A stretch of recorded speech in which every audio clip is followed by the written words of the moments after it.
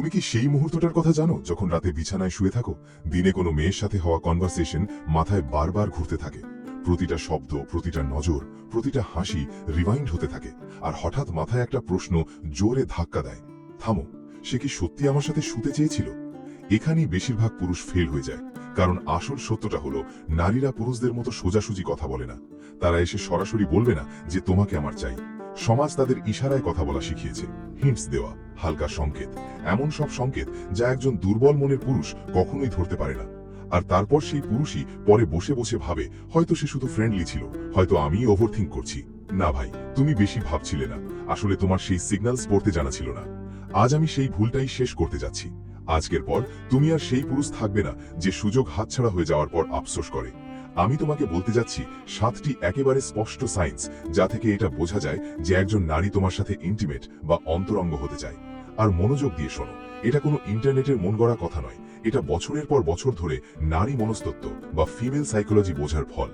বাস্তব জীবনে পরীক্ষা করা কিছু সংকেত, এমন কিছু সংকেত যা একজন স্টোইক পুরুষ চিনে নেয় আর সাধারণ পুরুষ সবসময় মিস করে যায়। মনোযোগ দাও, কারণ যদি তুমি এটা বুঝে নাও তবে ভবিষ্যতে তুমি আর কখনো কনফিউজড থাকবে না। তাহলে চলুন শুরু করা যাক। নম্বর 1, সে বারবার তোমাকে স্পর্শ করার চেষ্টা করে। সবার আগে সবচেয়ে প্রাথমিক এবং সবচেয়ে সত্যি সংকেতটা বোঝো, স্পর্শ। যখন কোনো নারী তোমার প্রতি শারীরিকভাবে অ্যাট্রাক্টেড হয়, তখন তার শরীর নিজেকে ধরে রাখতে পারে না। এটা কোনো ফিল্মি কথা নয়, এটা শরীরের একটি প্রাকৃতিক রিয়াকশন।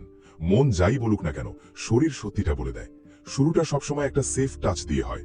সে হয়তো তোমার হাত ছুঁয়ে দেবে, কাঁধে হালকা করে হাত রাখবে, অথবা কথা বলতে বলতে তোমার শার্টের কলার ঠিক করতে লাগবে। ওপর থেকে দেখলে এগুলো খুব ইনোসেন্ট মনে হবে, কিন্তু ভেতর থেকে এটা একটা টেস্ট। সে দেখছে যে তুমি কেমন রিয়্যাক্ট করছো, তুমি নার্ভাস হয়ে যাচ্ছ কিনা, কিংবা তুমি পিছিয়ে যাচ্ছ কিনা। বেশিরভাগ পুরুষ এখানেই ভুলটা করে বসে। তারা হয় হঠাৎ ফ্রিজ হয়ে যায়, নয়তো এমন ওভার রিয়্যাক্ট করে বসে যে পুরো পরিবেশটাই নষ্ট হয়ে যায়। তুমি যদি শান্ত থাকো, কমফোর্টেবল থাকো, তবে এর পরের লেভেলটা আসে। এবার স্পর্শটা একটু গভীর হবে। কথা বলতে বলতে তার হাতের তালু তোমার উরুর ওপর থাকতে পারে, অথবা তার আঙুলগুলো প্রয়োজনের চেয়ে বেশি সময় ধরে স্পর্শ করে থাকতে পারে। ভিড়ের মধ্যে সে ইচ্ছে করে তোমার পাশ দিয়ে যাবে, অথবা তোমাকে ছোঁয়ার ছোটখাটো বাহানা খুঁজবে। এবার ভালো করে বোঝো, যদি কোনো ক্যাফে বা বারে বসে থাকো আর সে কথা বলতে বলতে নিজের হাঁটু তোমার হাঁটুর সাথে লাগিয়ে রাখে এবং সরিয়ে না নেয়, তবে সেটা কোনো ভুল নয়, ওটা একটা উদ্দেশ্য যা কাকতালীয় ঘটনার রূপ নিয়ে এসেছে। এর পেছনে একটা সাইকোলজিও আছে। স্পর্শের ফলে শরীরে একটা বিশেষ কেমিক্যাল তৈরি হয় যা একটা কানেকশন এবং ঘনিষ্ঠতা তৈরি করে। অর্থাৎ যখন সে তোমাকে স্পর্শ করছে, সে শুধু নিজের ইন্টারেস্টই দেখাচ্ছে না, বরং সে নিজের এবং তোমার মধ্যে একটা গভীর বন্ধন তৈরি করছে। এখন প্রশ্ন হলো, তোমার কি করা উচিত? ঘাবড়ে যাওয়া যাবে না, চমকে ওঠা যাবে না, হঠাৎ হিরো হওয়ার চেষ্টা করার দরকার নেই। শান্ত থাকো, চোখে চোখ রেখে কথা বলো, এবং তোমারও যদি আগ্রহ থাকে তবে ঠিক সেই লেভেলেই হালকাভাবে রেসপন্স করো। সে যদি তোমার হাত ছোঁয়, তবে কিছুক্ষণ পর তুমিও তার হাত হালকাভাবে ছুঁতে পারো। সবসময় মনে রাখবে, এক কদম পিছিয়ে থাকতে হবে। তাড়াহুড়ো বা জোর করা যাবে না। একজন স্টোইক পুরুষ সেই যে ইশারা বোঝে কিন্তু নিজের ওপর নিয়ন্ত্রণ রাখে। নম্বর 2, সে কথোপকথনকে প্রাইভেট বা অন্তরঙ্গ দিকে নিয়ে যায়। দ্বিতীয় বড় সংকেতটি গভীরতার সাথে যুক্ত। যখন সে ধীরে ধীরে কথাবার্তার মোড় ব্যক্তিগত এবং অন্তরঙ্গ বিষয়ের দিকে ঘোরাতে শুরু করে। এটা শুধু কোনো শারীরিক বিষয়ের আলোচনা নয়, বরং এমন সব কথা যা সে সবার সাথে শেয়ার করে না। শুরুটা সবসময় সাধারণ মনে হবে। সে জিজ্ঞেস করবে, তোমার আগের রিলেশনশিপ কেমন ছিল, তুমি রিলেশনশিপকে কিভাবে দেখো, তোমার কেমন মেয়ে পছন্দ। এতটুকু পর্যন্ত স্বাভাবিক মনে হবে, কিন্তু আসল কথা তখন শুরু হবে যখন প্রশ্নগুলো আরো গভীরে যেতে শুরু করবে। যখন সে তোমার পছন্দ, তোমার ইচ্ছা, কিংবা তোমার কেমন ঘনিষ্ঠতা পছন্দ সেটা জানতে চেষ্টা করে। এবং অনেক সময় সে নিজেও নিজের পার্সোনাল কথা শেয়ার করতে শুরু করে। এটা শুধু কোনো সাধারণ কথোপকথন নয়, এটা একটা আলাদা জগৎ তৈরি করা, যেখানে শুধু তুমি আর সে আছো, যেখানে ট্রাস্ট তৈরি হয়, আর সেই ট্রাস্টই পরবর্তীতে ঘনিষ্ঠতায় রূপ নেয়। একটি সহজ উদাহরণ বোঝো। সে যদি তোমাকে বলতে শুরু করে যে তার কেমন মাসাজ পছন্দ, অথবা জিজ্ঞেস করে যে তোমার কি ভালো লাগে, তবে পরিষ্কার বোঝা যায় সে কোনো কোর্সের প্রস্তুতি নিচ্ছে না, সে একটা ভাইব বা পরিবেশ তৈরি করছে। এবার সবচেয়ে গুরুত্বপূর্ণ বিষয়, খেয়াল করো যে সে তোমার জবাবে কেমন প্রতিক্রিয়া বা রিয়্যাক্ট করছে। সে কি আরো একটু কাছে চলে আসছে, দৃষ্টি কি বেশি সময় ধরে আটকে থাকছে, সে কি তোমার কথার উপর আরো প্রশ্ন করছে? যদি উত্তর হ্যাঁ হয়, তবে বুঝে নাও সে কেবল ভদ্রতা দেখাচ্ছে না, সে ইচ্ছে করেই টেনশন এবং আকর্ষণ বাড়াচ্ছে। এখন তোমাকে কি করতে হবে? কথোপকথনে অংশ নাও, কিন্তু সস্তা বা অশ্লীল হয়েও না। এটা দেখাও যে তুমি এই বিষয়গুলোকে বুদ্ধিমত্তা এবং ম্যাচুরিটির সাথে সামলাতে পারো। নিজের কথাও শেয়ার করো, কিন্তু শালীনতার মধ্যে, সুন্দরভাবে। এবং সবচেয়ে গুরুত্বপূর্ণ নিয়মটি মনে রেখো, সে যতটা ওপেন হবে তুমিও ঠিক ততটাই প্রকাশ করো। তার চেয়ে আগে কখনো যেও না। একজন স্টোইক পুরুষ সেই যে ইশারাগুলো বোঝে কিন্তু নিজের ভারসাম্য কখনো হারায় না। নাম্বার 3, সে শরীর দিয়ে অন্তরঙ্গ সংকেত দিতে শুরু করে।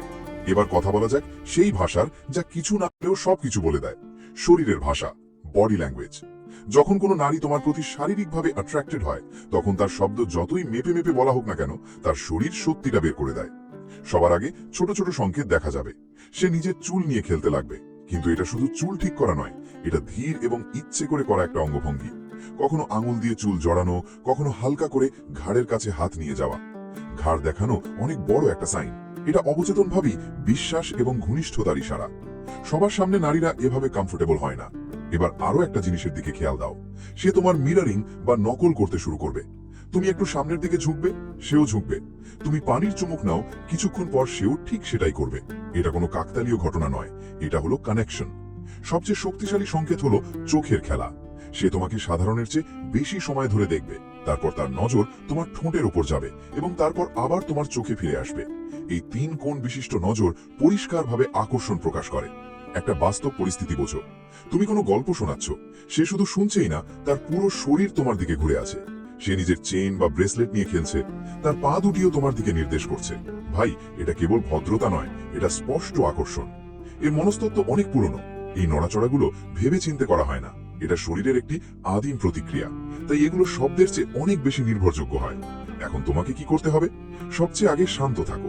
এই সংকেতগুলো ধরে তার উপর আঙুল তুলো না। যদি তুমি বলো, আরে তুমি আমাকে ওভাবে তাকিয়ে দেখছো কেন, তবে খেলা ওখানেই শেষ। ব্যাস, হালকাভাবে রেসপন্স দাও। সে যদি তোমার দিকে পুরোপুরি ঘুরে বসে থাকে, তবে তুমিও সেভাবে বসো। সে যদি কাছে আসে, তবে তুমিও একটু কাছে যাও। উত্তেজনা নিজের মতো করে বাড়তে দাও, তাড়াহুড়ো করো না। এবার আরো একটা বড় সংকেত বোঝো, প্রাইভেট স্পেস বা ব্যক্তিগত জায়গার আমন্ত্রণ। এবং না, আমি শুধু টিভি দেখার কথা বলছি না। যখন কোনো নারী তোমাকে তার বাড়িতে ডাকে, তখন সে আসলে ল্যাপটপ ঠিক করতে বা ফার্নিচার সরাতে রাখছে না। এগুলো সব বাহানা মাত্র, যাতে সে একান্তে সময় কাটাতে পারে এবং নিজের সম্মানও বজায় থাকে। মনে করো রাত 9টার সময় তার মেসেজ এলো, চলে এসো, নতুন টিভি লাগিয়েছি, কিছু বুঝতে পারছি না। ভাই, দোকানদারেরা এর জন্য টাকা নেয়, সে একটা সুযোগ তৈরি করছে। এর পিছনেও গভীর মনস্তত্ত্ব রয়েছে। নারীদের সরাসরি কথা বলার সমাজ শেখায়নি, তাই সে এমন বাহানা খোঁজে যাতে ইশারাও দেওয়া যায়, আবার কোনো প্রশ্নও না ওঠে। একটা কথা সব সময় মনে রাখবে, বিকেল বা রাতের আমন্ত্রণের মানে দুপুরের আমন্ত্রণ থেকে একেবারেই আলাদা হয়। আর সে যদি এটাও বলে দেয় যে এই উইকেন্ডের মুভমেন্ট নেই, তবে এই তথ্যটা এমনি এমনি দেওয়া হয়নি। একজন স্টোইক পুরুষ সংকেতগুলো পড়ে, কিন্তু তাড়াহুড়ো করে না। সে বোঝে এবং সঠিক সময়ের অপেক্ষা করে। নাম্বার 4, সে তোমার সামনে অন্যভাবে সাজগোজ করতে শুরু করে। এবার কথা বলা যাক সেই দৃশ্যমান সংকেতগুলোর যা সরাসরি চোখের সামনে থাকে, কিন্তু তাও বেশিরভাগ পুরুষ সেগুলোকে ইগনোর বা অবহেলা করে। যখন কোনো নারী তোমার আশেপাশে অন্যরকম ভাবে পোশাক পরতে শুরু করে, তবে এটিকে হালকাভাবে নিও না। এই সংকেতটি চিৎকার করে কিছু বলছে, কিন্তু পুরুষেরা শুনতেই পায় না। এখানে একটা জরুরি কথা বোঝো, শুধু এটা দেখো না যে পোশাক কতটা বোল্ড নাকি নয়। আসল জিনিস হলো তার অভ্যেসের পরিবর্তন। যদি কোনো মেয়ে যে রোজ সাধারণ পোশাকে থাকে, হঠাৎ তোমার সাথে দেখা করার জন্য শাড়ি, ড্রেস বা খুব জমজমাট সাজিয়ে আসে, তবে এটা কোনো কাকতালীয় বিষয় নয়। সে সাধারণ দিনের চেয়ে বেশি মেকআপ করে, নিজের চুলের উপর বেশি মনোযোগ দেয় বা বারবার নিজেকে ঠিক করতে থাকে, তবে এর মানে পরিষ্কার। সোজা কথা শোনো, নারীরা সেই পুরুষদের জন্য পরিশ্রম করে না যাদের প্রতি তাদের কোনো আগ্রহ নেই। ব্যাপারটা এতটাই সহজ। যদি সে জানে যে আজ তোমার সাথে দেখা হবে এবং সে নিজের রূপের উপর অতিরিক্ত খেয়াল দিচ্ছে, তবে সে তোমাকে আকৃষ্ট করতে চায়, শারীরিকভাবেও। এর পেছনের সাইকোলজি অনেক পুরনো। এটা নিজের সেরা রূপকা দেখানোর একটা চেষ্টা, যাতে সামনের পুরুষটি তাকে অন্য নজরে দেখতে শুরু করে। আর বর্তমান সময়ে এর আরো একটা মানে আছে, সে চায় তুমি তার ব্যাপারে শুধু বন্ধুর মতো করে নয়, বরং একজন পুরুষের নজরে ভাবো। আরো একটা স্পষ্ট সংকেত বোঝো, সে যদি ইচ্ছে করে তোমার সামনে নিজের প্রিয় পোশাকটি পরে, অথবা তোমাকে জিজ্ঞাসা করে যে মেয়েদের কোন রঙে বেশি ভালো লাগে, ভাই, সে কোনো ফ্যাশন নিয়ে রিসার্চ করছে না, সে তোমার মনের সংকেতগুলোকে নাড়া দিচ্ছে। একজন স্টোইক পুরুষ এই পরিবর্তনগুলো দেখে, কিন্তু প্রলোভনে পড়ে না। সে বোঝে যে যখন কোনো নারী নিজেকে তোমার জন্য সাজাতে শুরু করে, তখন খেলার অর্ধেকটা আগেই জিতে নেওয়া হয়েছে। নাম্বার 5, সে নিজের ঠোঁটের উপর ইচ্ছে করে মনোযোগ আকর্ষণের চেষ্টা করতে থাকে। এই সংকেতটি সবচেয়ে সূক্ষ্ম কিন্তু সবচেয়ে শক্তিশালী। বেশিরভাগ পুরুষ এটিকে পুরোপুরি মিস করে যায়, কারণ তাদের মনে হয় এটা কেবলই একটা অভ্যেস, কিন্তু আসল তথ্য অন্য কিছু। এটা শুধু সিনেমার মতো ঠোঁট কামড়ানো নয়, আসল খেলা তার চেয়ে অনেক বেশি সূক্ষ্ম হয়। ভালো করে দেখো, সে কি কথা বলতে বলতে ধীরে ধীরে লিপ বাম বা লিপস্টিক লাগায়, আর ঠিক সেই সময় তোমার চোখের দিকে তাকায়? সে কি তোমার কথা শোনার সময় হালকা করে নিজের আঙুল ঠোঁটের ওপর বোলায়? সে কি ড্রিঙ্ক খাওয়ার সময় স্ট্রয়ের সাথে প্রয়োজনের চেয়ে বেশি সময় নেয়?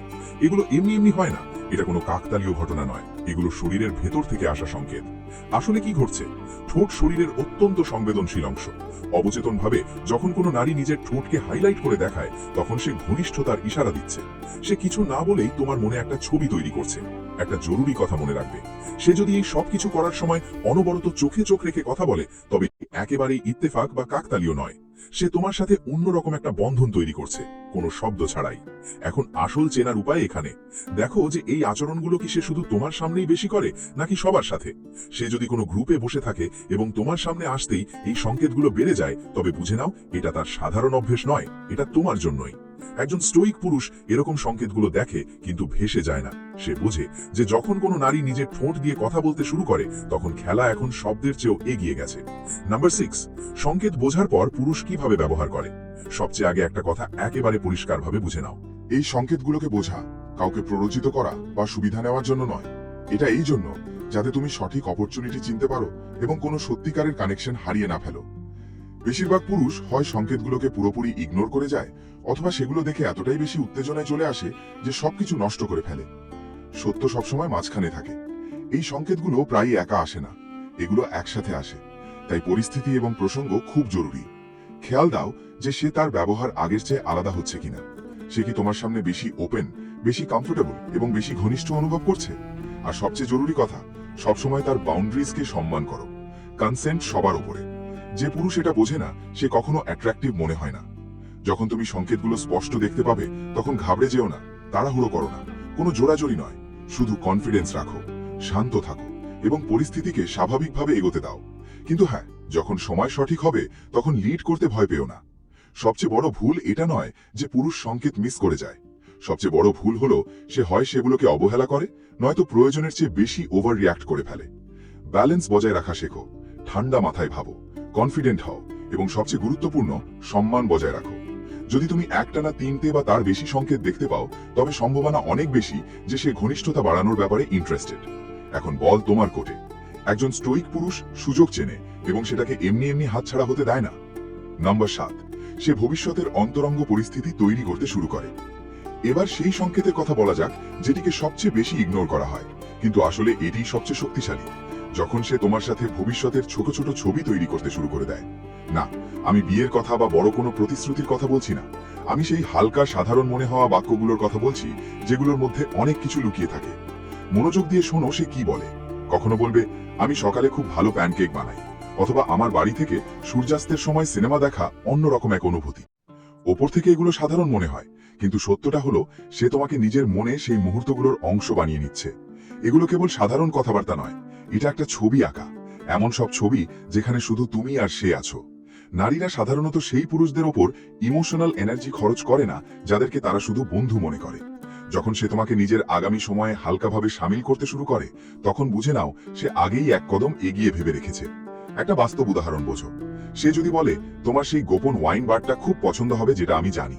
শব্দের ওপর খেয়াল দাও, সে এটা বলছে না যে তুমি কি যেতে চাও, সে বলছে তোমার পছন্দ হবে। এটা হলো বিশ্বাস, এটা হলো ইনভেস্টমেন্ট। এবার পার্থক্য বোঝো।